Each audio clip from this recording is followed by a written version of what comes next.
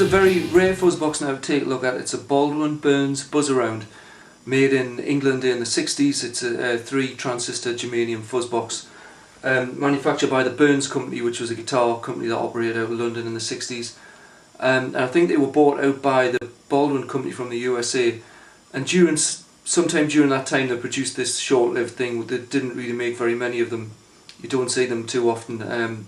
But the sound is actually superior to many of the things of the day, like the fuzz face or the tone benders or stuff like that was going around.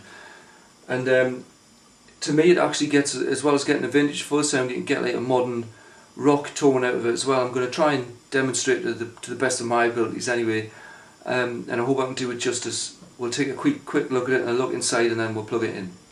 I hope you like it.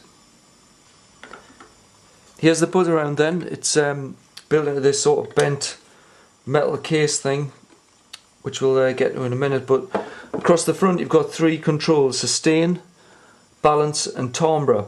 Timbre is kind of like a tone control, balance is a volume control, sustain is the amount of fuzz intensity.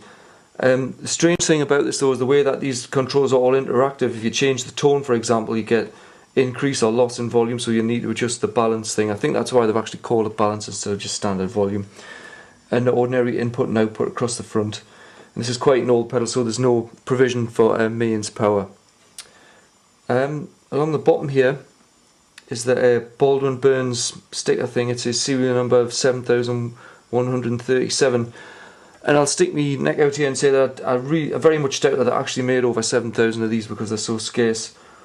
I'd like to think they did, but it's such a great sounding effect. I would imagine it would be a lot more popular. You never really see or hear of it.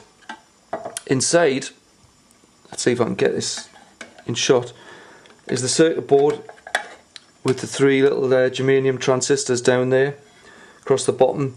It's built on tag board. It's a sort of tag board construction thing, which there's no PCB. The pots are sort of old-fashioned type as well, and the battery clip is actually the old-fashioned kind of battery clip where you've got the 2 separate points. See there, you've got like positive and negative. It's not like a modern battery clip, but it works and it holds all in place. And the odd thing about this pedal, you can imagine, is the shape of it. It's sort of shaped like a piece of cake. So if you think about it, when you're on stage, you wouldn't really want to have it facing away where you can get access to the foot switch, because you couldn't see what the controls are or the top, and it would be pointless sitting it on top of your amp because you couldn't use your foot switch. So I don't know, I think I would be tempted to have it facing that way around so you can see what you're doing, then take my shoe off, whack the switch with my shoe, play a solo, hit the switch and put my shoe back on. Let's hear it.